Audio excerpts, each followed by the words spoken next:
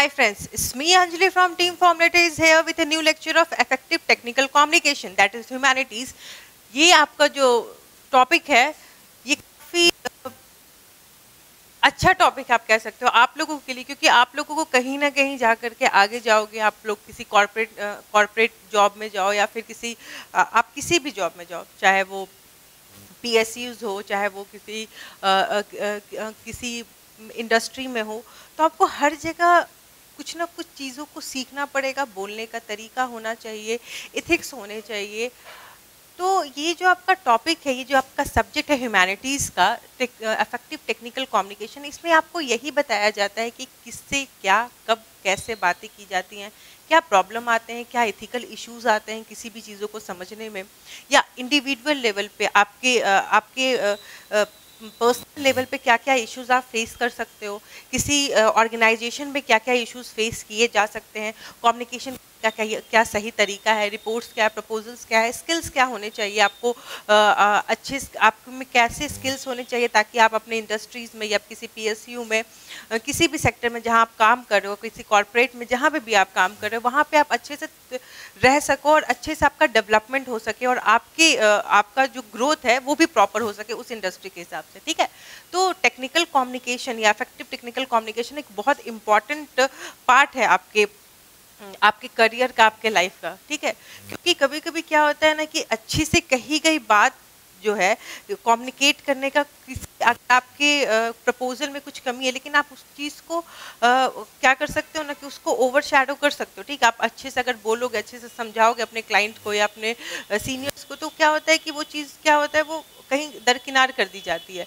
तो कम्युनिकेशन एक बहुत इम्पॉर्टेंट, बहुत स्ट्रॉन्ग टूल है आपके प्रमोशंस के लिए, आपके ग्रोथ के लिए। ठीक है, तो पहला आज का जो क्वेश्चन है, क्वेश्चन नंबर 1 में मल्टीपल चॉइस क्वेश्चंस तक बताया गया था। उसका 1 का J का जो क्वेश्चन था वहाँ कहा जा रहा है कि 4 लाइन्स आप लिखिए कि क्या इथिकल इश्यूज हो सकते हैं इंडिविजुअल लेवल पे। ठीक है, किसी भी इंडिविजुअल लेवल पे, किसी भी पर्सन के लेवल पे, किसी भी इंसान, किसी ऑर्गेनाइजेशन की मैं बात नहीं कर रही हूँ, किसी इंसान के नॉर्मल एक अगर मैं किसी जगह काम कर रही हूँ तो मेरे लेवल पे क्या क्या इथिकल इश्यूज आ सकते हैं, क्या इथिकल इश्यूज क्रिएट किए हो सकते हैं। ठीक है, तो उस पर आपको 4 लाइन्स लिखनी है।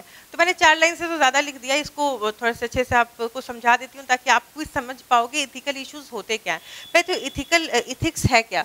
तो इथिक्स बहुत ब्रॉड टर्म है। ठीक है, इथिक्स बहुत ब्रॉड टर्म है, इसमें कोई छोटा मोटा डिफिनेशन है। इथिक्स अपने आप में बहुत बड़ा टर्म होता है जिसमें सब कुछ आ जाता है, आपके मोरल वैल्यूज, ट्रूथफुलनेस, आपका जो मोटिवेशन, प्रोफेशनलिज्म, सब कुछ का सब कुछ आ जाएगा। ठीक है, तो इथिकल इश्यूज कोई भी इंडिविजुअल लेवल पे क्या क्या हो सकते हैं। सबसे पहला तो स्ट्रक्चर।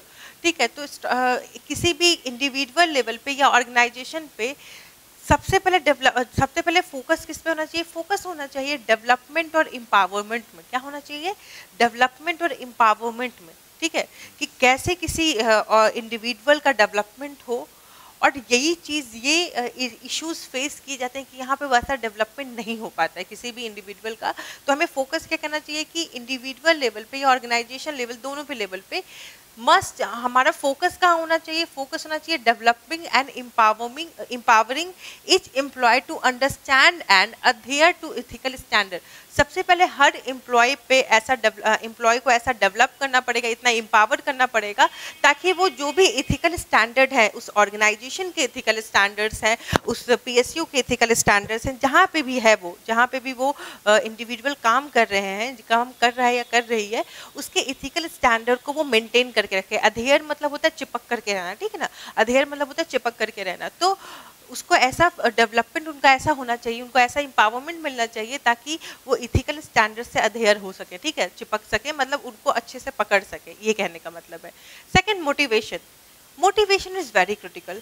कभी कभी क्या होता है, आप प्रिपरेशन के दौर में, अभी एग्जाम्स के दौर में, तो क्या होता है कि बहुत सारे डाउट्स आते हैं ऐप पे या फिर मैसेज आते हैं पर्सनल कि मैम अब लग रहा है अब तो नहीं होगा, अब एग्ज़ाम नहीं क्लियर हो पाएगा मैम, बहुत कम टाइम बचा है। तो इस टाइम में अगर कोई इंसान उससे ये बोले कि हाँ अब सच में नहीं हो पाएगा, बहुत कम टाइम बचा हुआ है, तो वो बच्चा क्या होगा? डीमोटिवेटेड हो जाएगा। तो ये भी तो एक इथिकल इशू है ना। ठीक है, तो मोटिवेशन बहुत इंपॉर्टेंट है। मोटिवेशन से आप किसी भी पर्सन का जो बेस्ट है, उसका जो मेरे में जो बेस्ट है, जो आप में बेस्ट है, ठीक है। टीचर का काम क्या होता है, टीचर या काउंसलर का काम क्या होता है कि आपको गाइड करे, आप में जो पोटेंशियल है, आपका जो आप में जो पोटेंशियल है उसको आगे निकाले, ठीक है। तो मोटिवेशन क्या करता है, किसी भी इंडिविजुअल के लेवल पे बहुत इंपॉर्टेंट होता है। और जो मोटिवेशन से क्या होता है ना कि अगर आपने बोला कि मैम अब नहीं हो पाएगा, बहुत कम टाइम बचा है, तो मैं क्या करूँगी, नहीं बिल्कुल होगा, क्यों नहीं होगा। 4 घंटे की जगह 6 घंटे पढ़ो, होगा क्यों नहीं, होना तो है, सबसे हो रहा है तो तुमसे क्यों नहीं होगा, सिंपल बात है ना। तो motivation is very critical for any individual growth. किसी भी इंडिविजुअल के ग्रोथ के लिए मोटिवेशन बहुत इंपॉर्टेंट। और हर कोई, चाहे वो आप हो चाहे मैं हूँ, कहीं ना कहीं किसी लेवल पे जा कर के फ्रस्ट्रेट होते हैं, डिमोटिवेटेड होते हैं। तो वी नीड उस टाइम हमको लगता है कि नहीं, वी नीड मोटिवेशन, कि कोई मोटिवेट करे, हमें भी मोटिवेशन की ज़रूरत होती है। तो मोटिवेशन क्या, it is a critical at individual level, as motivation brings best thing out of an individual. किसी भी इंडिविजुअल का वो बेस्ट पार्ट आगे निखार करके लेकर के आता है, ठीक है। नेक्स्ट है प्रोफेशनलिज्म। प्रोफेशनलिज्म क्या है, सबसे पहले तो ये चीज़ समझिए कि प्रोफेशनलिज्म क्या है। प्रोफेशनलिज्म किसी भी प्रोफेशन में कुछ एथिक्स होते हैं, कुछ स्टैंडर्ड्स होते हैं, कुछ मॉडल्स होते हैं। उन एथिक्स को, उन मॉडल्स को फॉलो करना, उस डेकोरम को, उस प्रोटोकॉल्स को मेंटेन करना, ये प्रोफेशनलिज्म है, ठीक है। जैसे अगर आप किसी PSUs के इंटरव्यू में जा रहे हो, ठीक है, तो वहाँ पे अगर आपने सिविल सर्विसेज की तैयारी की, आप वहाँ पे इंटरव्यू, अगर आपका सिलेक्शन हो गई, आप इंटरव्यू में, तो क्या आप पजामास में जाओगे, क्या आप ट्राउजर्स में जाओगे, नहीं। आपको एक वेल मैनर्ड ड्रेस आपको पहनना पड़ेगा, आपका अटायर वेल मैनर्ड होना चाहिए, ठीक है। तो आप ये क्या है, कहीं ना कहीं हर चीज़ का एक डेकोरम होता है, एक प्रोटोकॉल होता है, हर इंस्टीट्यूट में, हर ऑर्गेनाइजेशन में उसको फॉलो करना ही एक तरह का प्रोफेशनलिज्म है, ठीक है। आप अपने प्रोफेशन, चाहे कोई भी प्रोफेशन हो, चाहे आप टीचर हो, चाहे आप इंजीनियर हो, डॉक्टर हो, हर जगह अलग अलग प्रोफेशनलिज्म का डिफिनीशन हो सकता है। लेकिन हर एरिया में प्रोफेशनलिज्म का एक बेसिक डिफिनीशन यही है कि आप जिस भी प्रोफेशन में हो उसके प्रति आप 100% ईमानदार हो, ठीक है। आप 100% ईमानदार हो। अगर आप डॉक्टर हो तो आपके लिए पेशेंट से बड़ा कुछ नहीं होना चाहिए। आप इंजीनियर हो तो आपके लिए जो भी आप जिस कार्य में हो, जैसे आप फैक्ट्री में आप मशीन्स बना रहे हो, तो आपके लिए सबसे अटमोस्ट इम्पॉर्टेंट उस पॉइंट पे वही चीज़ होनी चाहिए, ठीक है। तो प्रोफेशनलिज्म की भी काफ़ी कमी देखी गई है इंडिविजुअल लेवल पर, क्योंकि उनको उस चीज़ से, उस तरीके से ग्रूम अप नहीं किया जाता, ठीक है। तो प्रोफेशनलिज्म एक तीसरा इशू है। यहाँ पे क्या है कि a strong sense of professionalism and recognizing the ethical implication मतलब result, ठीक है ना। implication of certain professional decision is a key component of education, individual reflection and experience। किसी भी, देखिए कभी कभी क्या होता है, किसी ऑर्गेनाइजेशन में कोई फैसला ले लिया जाता है, ठीक है। तो अब उसको कुछ लोग क्या होता है, इस चीज़ से कि नहीं ये मेरे साथ तो गलत हुआ है, नहीं तो ये गलत है। आपको उस डिसीजन को या उस जो भी प्रोफेशनल डिसीजन आपके ऑर्गेनाइजेशन में लिया, आप उसको उस सेंस से देखो ना कि वो आपके लिए मे बी आपके लिए थोड़ा लॉस हो सकता है, लेकिन उससे आपके प्रोफेशन को, आपके ऑर्गेनाइजेशन को फायदा हो रहा है कि नहीं, ठीक है। तो ये बेसिक चीज़ है, attaining a strong sense of professionalism and recognising the ethical implication of certain professional decision is the key component of education, individual reflection and experiences. तो ये बेसिक चीज़ है कि एथिकल इश्यूज क्या क्या हो सकते हैं आपके इंडिविजुअल लेवल पे। तो मोटिवेशन हो सकता है, प्रोफेशनलिज्म हो सकता है, मोरल वैल्यूज हो सकते हैं, ठीक है। तो आप इस सब चीज़ को कलेक्ट करके एक अच्छा 4 लाइन का अपना आराम से आंसर बना सकते हो, ठीक है। तो क्वेश्चन नंबर 1 का जे का जो आंसर था वो आप इसको अच्छे से फ्रेम कर सकते हो। फ्रेम किया ही हुआ ऑलरेडी, तो आप इसको इतना भी लिख दोगे तो काफ़ी है। आप इसमें मोरल वैल्यूज ऐड कर सकते हो, टाइम मैनेजमेंट वगैरह ऐड कर सकते हो। तो ये सारी चीज़ें इसमें एथिकल इश्यूज में ही आ जाएंगे, ठीक है। अब नेक्स्ट क्वेश्चन हम देखते हैं, क्वेश्चन नंबर 2, ठीक है। तो क्वेश्चन नंबर 2 है कि राइट अ शॉर्ट नोट्स। इसमें 2 क्वेश्चन है, ए और बी दिया हुआ है, ठीक है। तो क्वेश्चन है नंबर 2 आपका है कि right a short note on the following topics. Short note कितना में लिखना है, 250 वर्ड्स में। कितने वर्ड्स में लिखना है, 250 वर्ड्स में। तो आपका लिमिटेशन है कि 250 वर्ड्स होना चाहिए। अब ऐसा नहीं है कि आपको वर्ड्स गिनना होगा, ये ज़रूरी नहीं है बिल्कुल भी। तो वर्ड्स गिनने ज़रूरी नहीं है, पर आपको मालूम होना चाहिए कि 250 वर्ड्स है ना, तो आप 230 300 नहीं तो 280 तक तो जा ही सकते हो आराम से, इसमें उतना प्रॉब्लम नहीं है। तो कोशिश करना, लेकिन 250 260 तक, यहाँ तक आप ज़्यादा आप लिबर्टी मत लेना वर्ड्स का, ठीक है।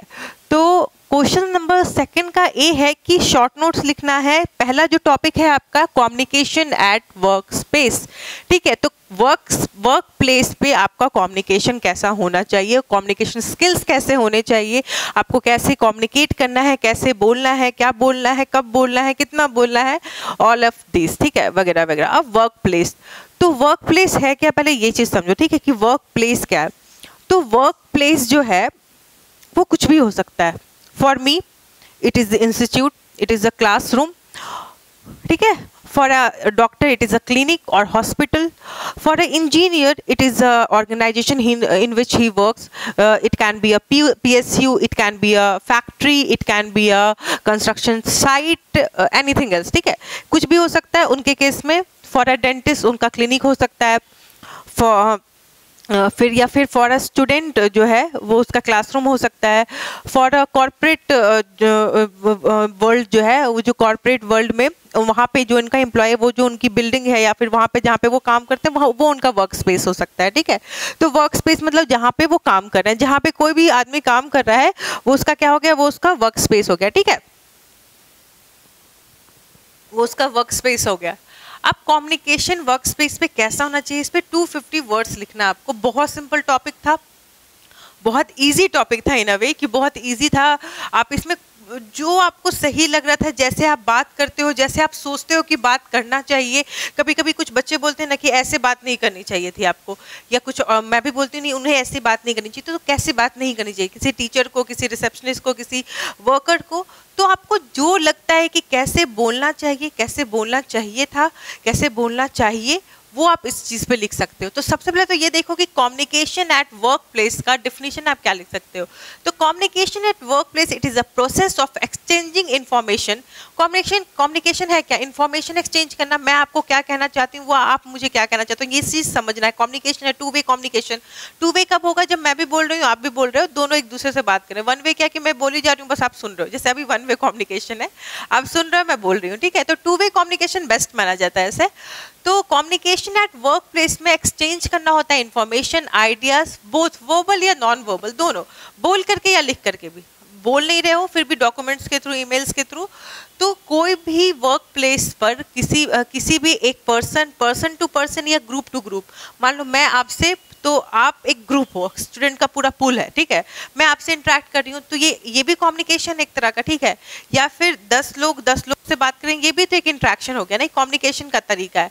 तो वर्क प्लेस पे कम्युनिकेशन जो है, it is the process of exchanging information and ideas, both verbal and non verbal, between one person or group to other person or group within an organization. एक वो organisation क्या हो सकता है, वो ऑर्गेनाइजेशन PSU हो सकता है, कोई सरकारी डिपार्टमेंट हो सकता है, इंस्टीट्यूशन हो सकता है, कहीं पे भी किसी भी ऑर्गेनाइजेशन में इंफॉर्मेशन को शेयर करना, आइडियाज़ को शेयर करना, वर्बल या नॉन वर्बल किसी भी तरीके से, ये क्या आ जाता है, कम्युनिकेशन एट वर्क स्पेस आ जाता है, वर्क प्लेस आ जाता है, ठीक है।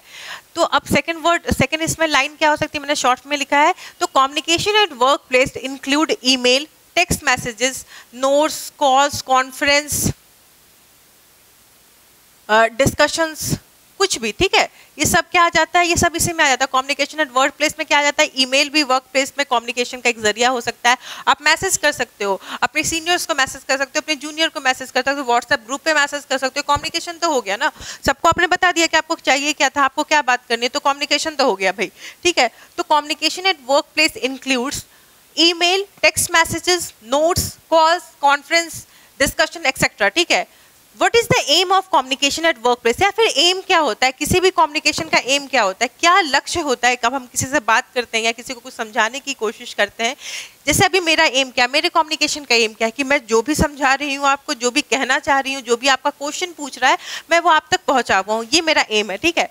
तो किसी भी कम्युनिकेशन का एम क्या, टू अटेन ऑर्गेनाइजेशनल ऑब्जेक्टिव्स, ठीक है, किसी भी ऑर्गेनाइजेशन के ऑब्जेक्टिव को फुलफिल करना ही एम होता है कम्युनिकेशन एट वर्क प्लेस का। किसी भी वर्क प्लेस में क्या होगा, कम्युनिकेशन का एम क्या होगा कि जो भी हमारा ऑब्जेक्टिव है या जो भी ऑर्गेनाइजेशन का ऑब्जेक्टिव है उसको फुलफिल किया जा सके, ठीक है। अब एक बात देखिए, अगर कम्युनिकेशन इनइफेक्टिव होगा, ठीक है, कम्युनिकेशन इनइफेक्टिव होगा मतलब अच्छा कम्युनिकेशन नहीं होगा, तो इससे क्या हो सकता है, कैन लीड टू मतलब ineffective communication at work places, इसको आप ऐसे भी लिख सकते हैं, at work place can lead to communication gap. मैं कुछ बोलना चाहती हूँ पर अच्छे से बोल नहीं पा रही हूँ तो सामने वाला समझ नहीं पाएगा, तो कहीं ना कहीं कम्युनिकेशन गैप है। तो इनफेक्टिव जो कम्युनिकेशन होता है वर्क प्लेस पे, वो क्या कर सकता है, कम्युनिकेशन गैप क्रिएट कर सकता है, कंफ्यूजन क्रिएट कर सकता है। मैं क्या कहना चाह रही हूँ, मे बी मैं कहना कुछ और चाह रही हूँ, आप कुछ और समझ रहे हो, या मेरे जो हेड है वो कुछ और समझ रहे हैं, जूनियर कुछ और समझ रहे हैं, मे बी उनको सार्काज्म लग रहा हो, तो ठीक है, तो कंफ्यूजन हो सकता है। टाइम का वेस्टेज है, मैंने एक बार कहा उसको समझ में नहीं, वो कहेंगे कि तो आप दोबारा कहिए, ठीक है, मैं दोबारा कहूँगी तो टाइम का वेस्ट है ना, तो वो टाइम मैं कहीं और यूटिलाइज कर सकती थी, तो waste of time. Reduce productivity, productivity का क्या होता है, रिडक्शन होता है, मतलब जितना प्रोडक्टिव मैं हो सकती थी या आप हो सकते थे अच्छे कम्युनिकेशन करके, अब आप उतने प्रोडक्टिव नहीं हो, ठीक है। आप कहीं किसी क्लाइंट के पास जा रहे हो, आप कह रहे हो कि मेरा इतना अच्छा प्रोजेक्ट है, मैं चाहता हूँ कि आप इस पे अपने पैसे लगा दें, ठीक है, मैं एंटरप्रेन्योर हूँ, तो अब मैंने अच्छे से कम्युनिकेट किया ही नहीं, मैंने बताया ही नहीं कि उसको मेरा आइडिया क्या था, तो क्या हो गया, अब वो बोल रहा नहीं मैं तो नहीं कर पाऊंगा, मुझे ये कुछ आइडिया अच्छा नहीं लग रहा है, ठीक है। तो क्या हो रहा है, ये प्रोडक्टिविटी कहीं ना कहीं रिड्यूस कर रहा है, ठीक है, तो रिड्यूस प्रोडक्टिविटी। कम्युनिकेशन कैसा होना चाहिए वर्क प्लेस पे, ये देखो ये कॉमन लाइन है, हमेशा वर्क प्लेस पे कम्युनिकेट कर रहे हो, 1-to-1 कम्युनिकेशन कर रहे हो हमेशा, तो कम्युनिकेशन कैसा होना चाहिए, क्लियर होना चाहिए, सिंपल होना चाहिए, प्रिसाइज होना चाहिए। कम्युनिकेशन अब ऐसा होना चाहिए कि आप साफ बोलो, ठीक है, मैं भी जैसे कुछ बोल रही हूँ, अगर मैं इस चीज़ को साफ नहीं बोल पा रही हूँ तो आपको समझ में नहीं आएगा, बिल्कुल समझ में नहीं आएगा, ठीक है। तो कम्युनिकेशन जो होना चाहिए साफ होना चाहिए, सिंपल होना चाहिए। अब ज़्यादा हाईफाई वर्ड्स यूज़ करो, मैं गांव जाकर के बहुत हाईफाई बोल रही हूँ पंचायत में, तो क्या बच्चे वहाँ पे जो लोग हैं वो समझेंगे नहीं ना। सिंपल आपका कम्युनिकेशन होना चाहिए, ऐसा कम्युनिकेशन होना चाहिए जो लोग समझे, ठीक है, सिंपल होना चाहिए और प्रिसाइज होना चाहिए, कट टू कट, जो समझाना वही, ज़्यादा मतलब ऐसा नहीं है कि बीटिंग अराउंड द बुश, जैसा होता है ना कि उधर कहानी बांध रहे हैं पूरा लंबा चौड़ा, बोलना क्या है, बोलना क्या चाह रहे हो, बोल क्या रहे हो, तो नहीं, प्रिसाइज जो आपको समझाने की कोशिश करना है थोड़ा बहुत ठीक है, लेकिन कोशिश करो कि वही चीज़ आप बोलो, ठीक है, प्रिसाइज रहो अपने कम्युनिकेशन में। नेक्स्ट है tension free work space creation, मतलब ये क्या है, ये फायदा है ना कहीं pros of affective communication skills.